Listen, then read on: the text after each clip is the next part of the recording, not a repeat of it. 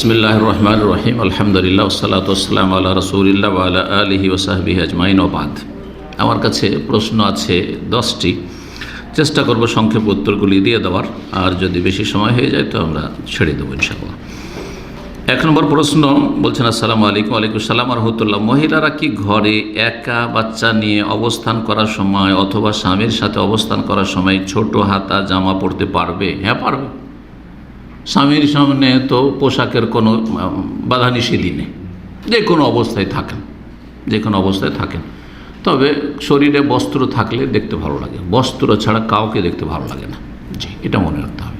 বস্ত্রটা হচ্ছে জিনাত, কোরআনের ভাষায় আসলে জিনাত, সাজ একটা। জি, এই যে শরীরে কাপড় চোপড় আছে তো সাজ আছে, তাই না? যত খুলবো তত দেখতে একটু করে খারাপ লাগবে। জি, আর বাকি কথা হলো ছেলে মেয়ে নাবালক যদি থাকে তাহলে তো সমস্যাই নেই, অনেকটাই থাকতে পারেন ফ্রি। যদি সাবালক ছেলেরা থাকে, সাবালিক মেয়ে থাকলে সমস্যা নেই মেয়েদের ক্ষেত্রে, সাবালক ছেলেরা থাকে তাহলে এত টাইট ফ্যাট জামা পরবেন না, অথবা একেবারে ধরেন এমন নয় যে সেন্টু পরবেন না, কারণ এটা সাবালক ছেলে।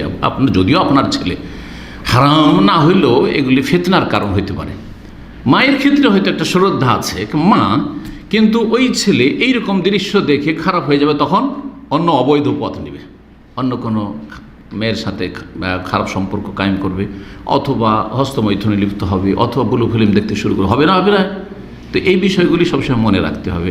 সুতরাং ওই ক্ষতির আশঙ্কা না থাকে। বাকি হাফ হাতা এইরকম সাবালক ছেলেদের সামনে পড়তে পারে, কোনো অসুবিধা নেই। পিঠ যদি সাবালক ছেলেদের সামনেও খোলা থাকে, ব্লাউজ ধরেন একটু ছোট ব্লাউজ আছে, তবুও জায়েজ আছে। জি হ্যাঁ, এমন কিছু খোলা না থাকে, বক্ষ আর তারপরে আপনার হাঁটুর ওপরটা পুরুষদের যেমন হাঁটু থেকে না, ওই রকমই মাহারামদের সামনে, মানে ছেলেদের সামনে, এইরকমই বাপের সামনে হাঁটু থেকে নিয়ে নাভি পর্যন্ত ঢাকা, আর তারপরে বক্ষ টক্ষ এগুলো ঢাকা। বাকি আপনার মাথা খোলা থাক, চুল খোলা থাক, অসুবিধা নেই, গলা খোলা থাক, কোনো অসুবিধা নেই। সাবালক ছেলেদের সামনে জায়েজ আছে। তারপরও যত সুন্দর ঢিলাঢালা কাপড় পরবেন তত বেশি ভালো।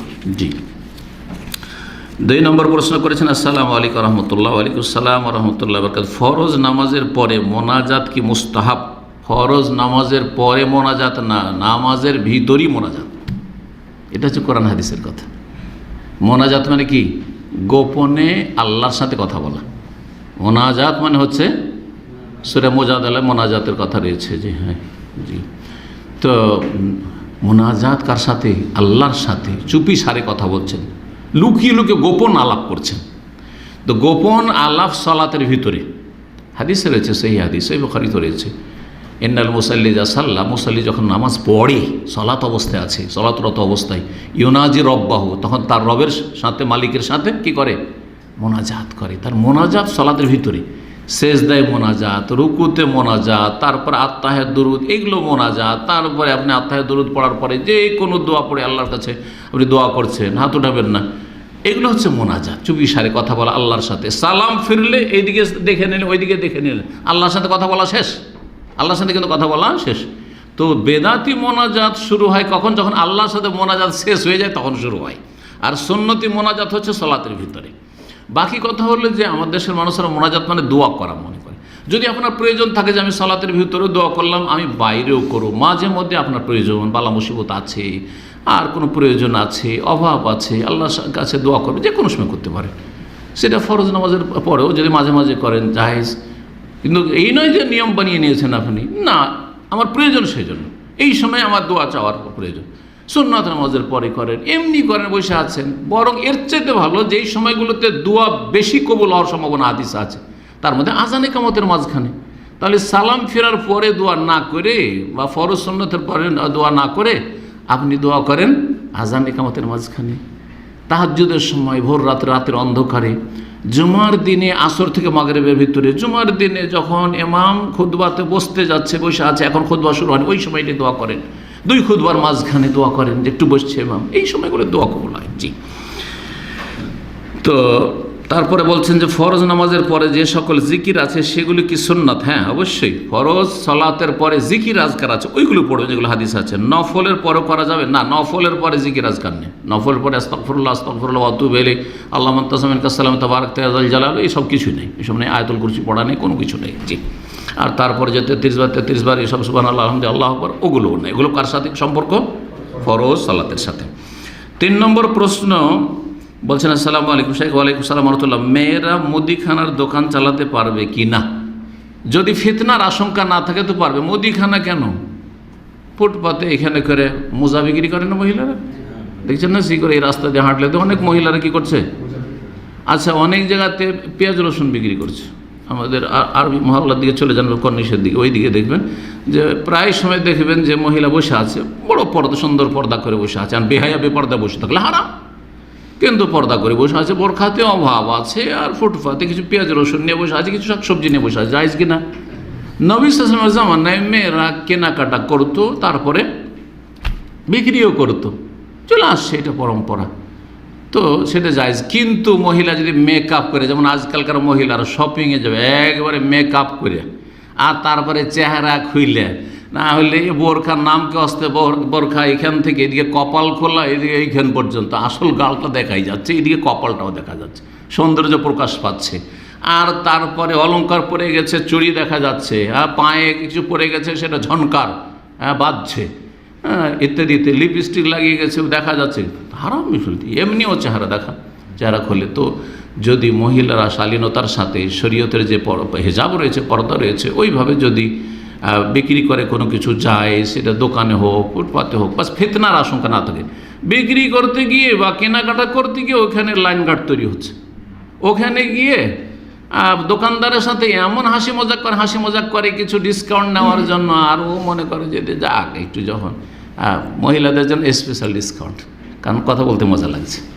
দেখেন, মহিলা কাস্টমার দেখলে কিছু আছে যারা আমলা আছে, ওই কর্মচারী এত অসৎ, ঘুরে ওখানে ঘুরছে, পুরুষদের ওখানে যাচ্ছে না। এইসব বদচরিত্র লোক অধিকাংশ। সুতরাং সতর্ক সাবধান। এই নয় যে আপনার জন্য যায় সেই জন্য আপনি এরকম করেন, কারণ বাইরে মহিলারা এইরকম যদি অহরহ যায় তো শয়তান সুযোগ নেয়। ইস্তাশরাফাহা শয়তান, হাদিসে কি আছে? শয়তান উকি মেরে দেখে, মানুষ শয়তান, ওরে কার এটা মেরে, কার কে রে, বিবাহিতা না অবিবাহিতা, আর দেখতে খুব সুন্দরী, আর কত রকম ফিতনা হইতে পারে। মেয়ের বাবা হয়তো বিয়ে দেবে না, মেয়ে এরকম অযোগ্য ছেলেকে বিয়ে করবে না, মেয়ের বাবাও দেবে না, কিন্তু ও পাগল হয়ে গেছে মেয়েকে দেখে, হতে পারে না হচ্ছে। তখন কি করে? তখন অপরাধ, সামাজিক অপরাধ করে ফেলে, ওকে বের করে নেওয়ার জন্য, আর ওকে ধর্ষণ করে, উযুবিল্লাহ, কত কি ঘটছে। সুতরাং সতর্ক সাবধান, যথাসাধ্য ভিতরে থাকার চেষ্টা করবেন মেয়েরা। প্রয়োজনে কেনাও যাবে, বেচাও যাবে মেয়েদের জন্য। মুদিখানার দোকানে যদি বেহায়া পর্দা বসে থাকে তো হারাম। মুদিখানার দোকানে যদি পুরো পর্দা করে বসে থাকে আর কারোর সাথে প্রয়োজন বেশি কথা না বলে তো জায়েজ। জি, আল্লাহু আ'লাম। 4 নম্বর প্রশ্ন বলছেন, আসসালামু আলাইকুম শেখ। ওয়ালাইকুম সালাম রহমতুল্লাহ। আমার আব্বা মারা যাওয়ার আগে আমার নামে কিছু জায়গা দিয়েছেন এবং উনি কাগজে লিখে গেছেন আমার বিয়ের খরচ যাবত এগুলো দিয়েছেন। আলহামদুলিল্লাহ। এখন আমার বিয়ের কথা চলতেছে, যার সাথে আমার বিয়ে হবে উনি সুন্নত অনুযায়ী খেজুর খেয়ে নিয়ে যাবে, সুন্নত অনুযায়ী খেজুর খেয়ে নিয়ে যাবে। তো শ্বশুরবাড়ি বিয়ে করতে এসে খেজুর খেয়ে যাওয়া, এটা সুন্নতে আছে নাকি? আমি তো পাইনি। তো এটা আপনাদের ধারণা যে খেজুর খেলি সুন্নত আদায় হইল, খেজুর খেলে শ্বশুরবাড়ি যেতে হবে আর খেজুর খেতে হবে, তাহলে সুন্নত আদায় হলো, এইটাই তো ভুয়া কথা বোঝা গেছে না? নবী সাল্লাল্লাহু আলাইহি সাল্লামের জামানায় বিয়ে যে কোনো জায়গায় হয়ে যেত। বসে আছে এখানে, মেয়ের বাবা বসে আছে, আর এখানে ওই ছেলে বসে আছে, ওখানে কথা হয়ে গেল, বিয়ে হয়ে গেল, মসজিদে হয়ে গেল, রাস্তাতে হয়ে গেল, কোথাও হয়ে গেল, বিয়ে হয়ে গেল। ট্রেনে বসেও বিয়ে সাথে হইতে পারে। জি হ্যাঁ, ব্যাস মেয়ের অনুমতি নিতে হবে। এজেন্ট ওইটা নিয়েছে, অনুমতি নেবে, মেয়ে কবুল করবে না, কিন্তু এটা বিদআত আমাদের দেশে। মেয়ের অনুমতি যে এইরকম একটা ছেলে পেয়েছি, তুমি চাও, বলছে হ্যাঁ ঠিক আছে, আমার আপনি দেবেন, অসুবিধা নেই, ঠিক আছে, ব্যাস হয়ে গেল। তারপরে মেয়ের বাবা কি করবে বলি, এটা ইজাব করে প্রস্তাব, যে আমার মেয়ের বিয়ে তোমার সাথে দিয়ে দিলাম, আমার মেয়ের বিয়েটা পড়িয়ে দেন, যে কোনো ভাষায় বলুক না কেন।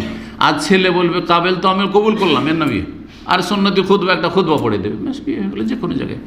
কিন্তু কিছু খেয়ে আসতে হবে না, ওলিমা আছে, ওলিমা কখন? ওলিমার ক্ষেত্রে সুন্নত তরিকা বা উত্তম হচ্ছে যেই দিন পাত্রপাত্রীর দেখা সাক্ষাৎ বাসর হবে সেই দিন, দিনের বেলা হোক দেখা সাক্ষাৎ তো দিনে ওই দিনেই, রাতের বেলা দেখা হলো আর সকাল সকাল অলিমা করা হইলো, একটু আগে করলেও চলবে, হয়তো সন্ধ্যাবেলা খাওয়াই দিল তারপর দেখা সাক্ষাৎ করলো, বা আগে দেখা সাক্ষাৎ হলো, এটা বেশি উত্তম। স্বামী স্ত্রী দেখা সাক্ষাৎ হলো আর সকালবেলা অলিমা করলো। অলিমা নবী সাল্লাল্লাহু আলাইহি ওয়াসাল্লাম শুধু খেজুর দিয়ে করেছেন? আরে ছাতু দিয়ে অলিমা হয়েছে, পনির দিয়ে অলিমা হয়েছে। নবী সাল্লাল্লাহু আলাইহি ওয়াসাল্লামের যা কিছু থেকেছে নিয়ে আসো, যা আছে যার কাছে যা আছে নিয়ে আসো, একটু অলিমা হবে এইরকম। তাহলে আপনাদের কাছে যা থাকবে তা দিয়ে অলিমা করবেন। জি, এটি হচ্ছে সুন্নাত। কিন্তু খেজুর খেয়ে নিয়ে যাবে বরযাত্রী, হারাম। বরযাত্রী এভাবে দল বেঁধে এসে মেয়ের বাবার বাড়ি খাওয়া, এটা জুলম, অত্যাচার, এটা হচ্ছে সামাজিক জুলম, জি, অপরাধ। জি, এই ক্ষেত্রে বলার সময় নেই, সেজন্য এতটাই বলে ছেড়ে দিলাম, আমার অন্য অন্য আলোচনাতে আছে এগুলো কথা। তারপরে বলছেন যে কিন্তু আমার সৎ ভাইরা জায়গাটা নিতে চাই। শেখ, আমার প্রশ্ন হচ্ছে আব্বা জায়গাটা দিয়ে কি গুনাহ করেছেন? জায়গা যেহেতু দিয়েছে বিয়ের জন্য, আর সেসব ভাইরা আছে হয়তো ওদের বিয়ে শাদীর জন্য, বা তাদের বিয়ে হয়তো হয়ে গেছে, যদি হয়ে গিয়ে থাকে তাহলে ওদের বিয়ের খরচ দিয়ে দিচ্ছে, এখন মেয়ের বিয়ে বা বাকি ছিল তার জন্য যদি জায়গা দিয়ে গিয়ে থাকে তাহলে আপনার জন্য জায়েজ। কিন্তু যদি এমনটা হয় যে শুধু আপনার বিয়ের জন্য, এই বোনের বিয়ের জন্য কি করেছে, জায়গা দিয়ে গেছে, আর এই সব সৎ ভাইগুলো অবিবাহিত আছে, তাদের বিয়ের খরচটা দিয়ে যায়নি, তাদের বিয়েরও তো কিছু খরচা আছে তাদের জন্য, ওগুলো দিয়ে যায়নি, তাহলে তো অবিচার হয়েছে। কারণ নবী সাল্লাল্লাহু আলাইহি ওয়াসাল্লাম বলেছেন ছেলে মেয়েকে দিলে সবাইকে দিতে হবে। ইত্তাকুল্লাহ ওয়াদিলু বাইনা আওলাদিকুম, তোমরা আল্লাহকে ভয় করো, আর ছেলে মেয়েকে কোনো কিছু দেবে তো সেই ক্ষেত্রে ইনসাফ করিও। ছেলেকে দিলে মেয়েকে দিতে হবে, মেয়েকে দিলে ছেলেকে দিতে হবে, একজনকে দিলে আরেকজন, সবগুলোকে দিতে হবে। জি, বেঁচে থাকাকালীন এইভাবে, আর তারপরে মারা যাওয়ার পরে যারা থাকবে যেভাবে আল্লাহ ভাগ বন্টন করেছেন ওইভাবে ভাগ করতে হবে। তো বলছেন তো আমার করণীয় কি, আমি কি জায়গাটি দিয়ে দেওয়া উচিত? যেমনটা বললাম যে যদি অন্য অন্য ভাইদেরকে না দেওয়া হয়, শুধু আপনাকে দেওয়া হয়েছে, তাহলে এটা অবিচার করেছে। আর যদি ওদের বিয়ে শাদী দিয়ে গেছে, আপনার বিয়েটা বাকি ছিল, সেই বাবদ যে এই তোমার এটার বিয়ের জন্য দিলাম, তাহলে ঠিক করেছে। জি, 5 নম্বর প্রশ্ন বলছেন শেখ, আমার চাচা চাচি নিঃসন্তান, তাই ছোটোবেলা থেকে আমি তাদের কাছে ছোট থেকে বড় হয়েছি। এক কথায় ওনারাই আমার বাবা মা, কিন্তু বাবা মা নয়, কিন্তু বাবা মার মতো বলতে পারেন। আমার চাচা মারা গিয়েছে 2 বছর আগে। এখন আমি আমার বিবি বাচ্চা নিয়ে আমার চাচির কাছেই থাকি। চাচির জন্য কিন্তু আপনি আসলে মাহরাম না। এখন আমার চাচি ওনার সম্পত্তি আমার নামে দিয়ে দিতে চাইতেছে। ইসলামী শরীয়তে আমি কি তাদের সম্পত্তির মালিক হতে পারবো? সবগুলির মালিক হতে পারবেন না। কিছু আপনাকে দিতে পারে, দান করতে পারে, কিন্তু সবগুলি দিয়ে চলে যাবে আপনাকে। যা কিছু আছে আপনার চাচির কাছে বা চাচার নামে যা আছে, তাহলে আপনার চাচার ভাই আছে, ভাইকে বঞ্চিত করলো, বোনেরা আছে, বোনদেরকে বঞ্চিত করলো, এটা হারাম, এটা হারাম, এভাবে জায়েজ নয়। কিন্তু ওসিয়ত করলে 1/3 অংশ, যে আমার ইন্তেকালের পরে এই ছেলেকে, যাকে পালক পুত্র হিসাবে ভাতিজাকে নিয়েছে, তাকে 1/3 অংশ পর্যন্ত দিতে পারে।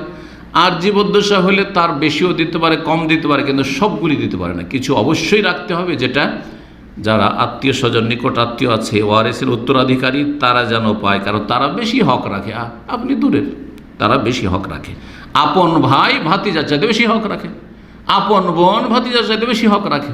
জি, এটা মনে রাখতে হবে, কাছের। জি, সুতরাং এইরকম যেন জুলুম অত্যাচার না হয়। তারপরে আরও প্রশ্ন করেছেন যে আমার আইডি কার্ড এবং সার্টিফিকেটে সবখানে ওনারাই আমার বাবা মা, এটা হারাম কাজ হয়েছে। সার্টিফিকেটে চাচাকে বাপ, চাচিকে মা, এটা হারাম কাজ হয়েছে, নাজায়েজ, নিষেধ আছে, এবং এর উপর লানত রয়েছে। নিজের বাপের সাথে নিজেকে সম্পৃক্ত করতে হবে, নিজের মায়ের সাথে নিজেকে সম্পৃক্ত করতে হবে। নবী করিম সাল্লাল্লাহু আলাইহি ওয়াসাল্লামের প্রসিদ্ধ হাদিস, লানাল্লাহু মান ইনতামা ইলা বা মান ইদ্দা ইলা গায়রি আবি, আল্লাহ লানত করেছেন, অভিশাপ করেছেন, কাবিরা গুনাহ, যে নিজের বাপ ছাড়া অন্যকে বাপ বলে পরিচয় দিবে, যে মুখ আমার বাপ, কাগজপত্র ইত্যাদিতে এইসব জায়েজ নয়, হারাম। এবং এমনিও বলা, নিজের বাপ যদি ডোমো হয়, মেথরও হয়, রিক্সা চালক হয়, গরিব হয়, অশিক্ষিত হয়, আর আমি যতই বড় আল্লামা হয়ে যাক, শেখ হয়ে যায়, আমার বাপ ওইটাই বাপ, বাপ পরিচয় দিতে হবে। আমি অন্য কাউকে সিনিয়র দেখে একটা বাপ ধরে নেব, এটা হারাম, জায়েজ নয়। জি, তারপরে বলছেন হ্যাঁ, যে উল্লেখ্য আমার আপন মা এবং 2 ভাই আছে। আপন মা আছে, তারপর নিজের মায়ের পরিচয় না দিয়ে আপনার কাগজপত্রে চাচিকে মা বানিয়েছেন, এটা হারাম, না জায়েজ। এগুলো সংশোধন করে নেবেন, আল্লাহ যেন তৌফিক দান করবেন। আর সংশোধন না করতে পারলে কাগজপত্রের সার্টিফিকেট, তাহলে সংশোধন আশা করি করা যাবে এফিডেভিট করে। যদি না হয় তাহলে আল্লাহর কাছে তওবা করবেন, আল্লাহ যেন মাফ করেন। 6 নম্বর প্রশ্ন বলছেন, আসসালামু আলাইকুম। ওয়ালাইকুম আসসালাম ওয়া রাহমাতুল্লাহ। পরিবার পরিকল্পনা তো হারাম। পারিবারিক বা আর্থিক যে কোনো সমস্যার জন্য পরিবার পরিকল্পনা করা জায়েজ আছে? বা পরিবারের সদস্যদের চাপে এখন বাচ্চা নেওয়া হবে না, পরে নিস, এই বিষয়ে একটু পরামর্শ চাচ্ছি। স্থায়ীভাবে কেউ যদি বন্ধ করে এটা হারাম। স্থায়ীভাবে কেউ যদি ছেলে মেয়ে আর নেব না, 2টা হয়ে গেছে 3টা হয়ে গেছে আর নেব না, এটা হারাম, একবারে জায়েজ নয়, কাবিরা গুনাহ। কিন্তু অস্থায়ীভাবে একটু গ্যাপ দেওয়া জায়েজ আছে, একটু করে গ্যাপ দেওয়া। বিয়ে শাদী করেছি, ঠিক আছে, 6 মাস 1 বছর নেব না, জায়েজ আছে, যদিও অনুত্তম। যত বেশি বাচ্চা নেবে আল্লাহ অত বরকত দেবেন, অত সুস্থ থাকবে। যারা বাচ্চা নেয় না দেখবেন অধিকাংশ যাদের 1টা 2টো বাচ্চা তাদের রোগ বেশি। ভালো করে খেয়াল করে দেখবেন, ওই যে আপনার মায়াবড়ি খেয়েছে, ছোটোকালে মায়াবড়ি মুখস্থ করেছিল, সেই জন্য বলছি, মানে ওই যে পিল খেয়েছে, যার ফলে ওতে হয়েছে কি, হ্যাঁ, ব্লাড প্রেশার হাই, সুগার, আর এই মোটা হয়েছে। কারণ বাচ্চা কাচ্চা হয় না, এই মোটা হয়েছে, জান নিয়ে চলতে পারে না, অচল অবস্থা, বালা মুসিবতের শেষ নেই, মানসিক অশান্তি আর পারিবারিক অশান্তি, কত রকম অশান্তি। কারণ সব কিছুর মালিক আল্লাহ। আল্লাহ রাব্বুল আলামিন দিতে চাইছেন, নিষ্পাপ নিরীহ শিশুদেরকে, বাচ্চাদেরকে পাঠাইতে চাইছেন। আল্লাহর বান্দা, তুমি আসতে দেবে না, নাও আযাব, নাও দুনিয়ার আযাব, আর আখিরাতও আছে। এই জন্য স্থায়ী বন্ধ করবেন না। আর এমন নয় যে 2টা হয়ে গেছে আর নেবই না, 3টা হয়ে গেছে নেব না, বা 1টা নেব, এইসব হারাম কাজ। বাকি কথা হলো গ্যাপ দেওয়া যাবে। 2 বছর একটা বাচ্চার দুধ পান করার অধিকার আছে, আর ঘন ঘন হয়তো আপনার বংশ হয়ে যায়, সুতরাং 2টো বছর বাচ্চাটা দুধ পাক, আর তারপরে তখন গর্ভধারণ করবে। তার গর্ভধারণ আরও 10 মাস গেল, 2.5 বছর, 3 বছর, 3 বছরে যদি একটা বাচ্চা হয় নর্মালি, আর একটু সতর্কতা অবলম্বন করে ওষুধ খেয়ে অথবা যে কোনো উপায়, বৈধ উপায়, তাহলে জায়েজ, তাহলে জায়েজ। তো এই পরিবার পরিকল্পনা এতটুকু পর্যন্ত জায়েজ আছে। আর বাকি বিয়ে শাদী করে একটু আমরা বিনোদন করি, আমোদ ফুর্তি করি, 5টা বছর নেব না, এখন লেখাপড়া 5 বছর বাকি আছে করবে, এগুলো জায়েজ নয়। তাহলে লেখাপড়াই যদি করায় তাই স্ত্রীকে, তাহলে দেখাই করিয়েন না ওর সাথে, দেখা সাক্ষাৎ করবেন, আর বলেন যে বাচ্চা নেব না, এইরকম। এটা কোন কথা হলো? 2, 4, 5 বছর ধরে, ঠিক আছে, 1 বছর 2 বছর হয়তো এইরকম অবকাশ আছে শরীয়তে, কিন্তু এইভাবে লং টাইম ধরে নয়। আল্লাহ যেন বোঝার তৌফিক দান করেন। 7 নম্বর প্রশ্ন করছে, আসসালামু আলাইকুম। ওয়ালাইকুম আসসালাম ওয়া রাহমাতুল্লাহ। আমি বহু বছর ধরে আপনার বক্তব্য শুনি, আপনাকে মন থেকে ভালোবাসি, আহাব্বাকুমুল্লাহ। আপনার কারণেই সহি আকীদা গ্রহণ করেছি, আলহামদুলিল্লাহ। আমার প্রশ্ন, গ্রামে যখন ঈদে কোরবানি করতে যায়, তখন কোরবানির গোশত 3টা ভাগ করে, 1 ভাগ মাঠেই রেখে আসে, মানে ওইখানে ওই যে সর্দার মণ্ডলরা আছে ওদের ওখানে রেখে দিয়ে চলে আসে। তারপরে সেই ভাগটা সমাজের যারা কোরবানি দিতে পারে নাই তার নেওয়ার কথা, হ্যাঁ, তারা নিলে তো ঠিক ছিল, কিন্তু যারা কোরবানি করেছে তারাও নেই, যদিও আমরা নিই না। কোরবানি যারা করেছে তাদের জন্য নেওয়া ঠিক না। কিন্তু যদি এমনটা হয় যে যারা গরুর কোরবানি করেছে কিছুটা খাসির দেওয়া হলো তাদেরকে, যারা খাসির কোরবানি করে তাদেরকে গরুর দেওয়া হলো, আর গরিবদেরকে বেশি করে দেওয়া হলো, তাহলে জায়েজ।